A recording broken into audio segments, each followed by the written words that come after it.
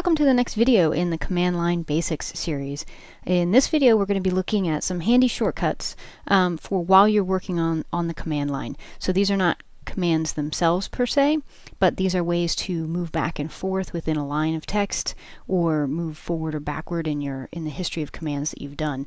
And these are the kinds of tools that make working on the command line much nicer. Since this video relies on the keys I'm actually pushing on my keyboard, I've set it up so that you'll see the keys that I'm pushing in the lower right hand corner of my terminal screen as we go here. Now the first thing I want to look at is just sort of reviewing commands I've already typed. I'd like to reuse stuff if I've already typed it previously, and if I hit my up arrow key you can see I'll go back through all of the commands that I've recently typed in. Once I get to one I want to use, I hit enter and it'll execute it. So you can see that this actually did move me. It's just reusing a command that I had earlier. Now, in addition to the up arrow key, you can also use Control P for previous, and this is more reliable. Not the up arrow doesn't necessarily work. Your keyboard may not have it, but Control P will always work to go to your previous commands, and so you can just scroll through in that way. Now, if I want to come back forward again in time, then I can hit the down arrow key. And that will start moving me forward rather than backwards for previous. And you can see I'm just moving back and forth with the up and down arrow keys. To move forward, I can do Control N for next as well as the down arrow key. So again, this is like this one will always work. Get to where I want, hit enter, and it'll execute it. Now that works all well and good when you can just scroll back and forth. But what if you want to find a specific command that you know you did a little while ago? You can use Control R to actually do a search and then start typing in letters that would be in the line that you're looking for. So if I do RM, and now if I hit Control R, I'll scroll through all of the lines I have that have RM in them. I can also change this, so instead of RM, let's say I really wanted RTS. Go back, change that, type that in. Once you find the command, if you hit enter, it will actually execute the command that you selected. Now sometimes you don't necessarily want to execute it, you just want to find the command and reuse it. So let me do another search here with Control R, and this time I'll look for CD commands. I can do Control R to scroll through. Okay, and this is the one I want, but I want to modify it. So I'm going to hit the escape key instead of enter, and now I can actually modify it. To move around on the line to modify it, I can use my right and left arrow keys to move back and forth to get to the place where I want to change things. Just like with the up and down arrow keys, there are other modifiers. So I can use Control F to move forward on the line. So that's the equivalent to the right arrow key. And I can use Control B to go back, which is the equivalent of the left arrow key. Some quick shortcuts to move to the end of the line. If I do Control E, I move to the end. And if I do Control A, I move to the front. So it's a quick way to hop, especially if you have a really long line. So Control E to the end, Control A to the front.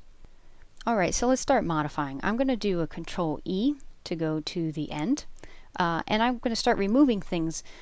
So I can hit the delete key on my Mac keyboard, and I'm going back to delete items.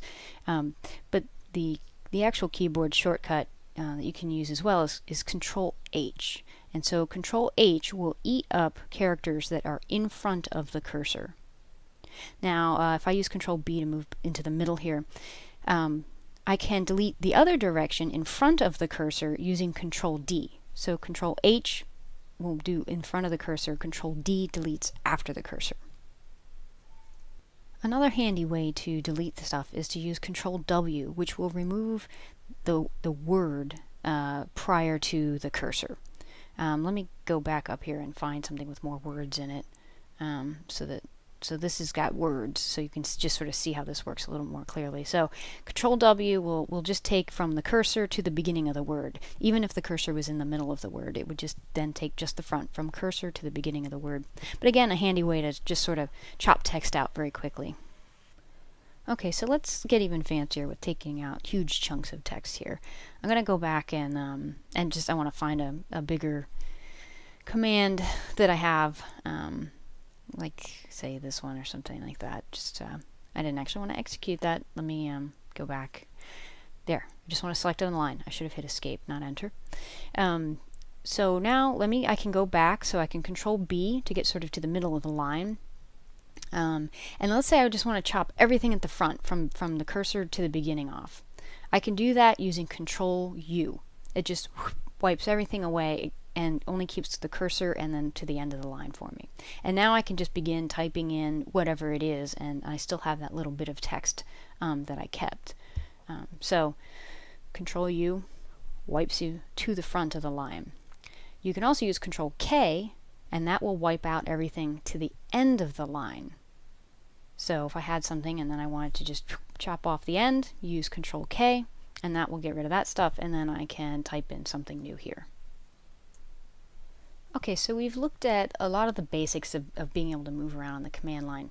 How to go back into our history, how to search for a specific command we've done before, and then how to move around on the line to get to the place where you want to be, and then ways to sort of chop text away so that you can type in what it is that you need and reuse your commands. So all very handy stuff. I want to show one final little trick, which I think is very cool. And I picked this up from Sean Powers at linuxjournal.com, and I figured I would add it here because I love this.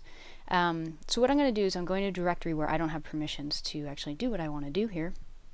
And I'm going to just type in my command. I'm going to create a file called secret.txt. And darn it, permission denied. So now what I need to do is add sudo. So I can go back up in my history, control A, type in sudo, and now I could run my command. But an even handier way to do this is if I was to just type sudo, and let me chop that away, pretend like that's not there now. So I type sudo and then a bang bang, or exclamation point, and it'll rerun the command with sudo at the front. And you can see it actually prints out what it ran. And now we can see it created the file. Really, really cool tip. So I'll show it to you one more time here, because what I'm going to do is try to remove this file now.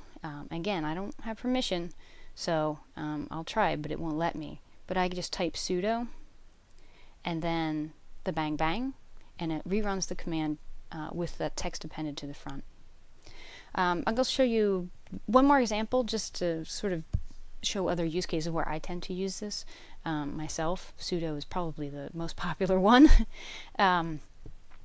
But let me see, I should have some files in here. So I have stuff and new stuff. I'm going to create a diff and look at the changes that have happened, and then I want to create a patch file for it. So I can do the diff command, and if you hit tab, you'll complete lines. If I type the first few letters and hit tab, I completed those file names. I run the diff, and diffs automatically outputs to the screen, so I can review and see what the changes are. But then I can do bang bang and then do the output to my patch file, and it'll pull all that stuff in so I don't have to retype any of that. And you can see it actually really did create the patch file properly. So I love this tip. I use it a lot. And I hope that these are really useful tips for you in general, because I find once I found these kinds of shortcuts, I found working on the command line a lot less frustrating. So have fun! Drupalize.Me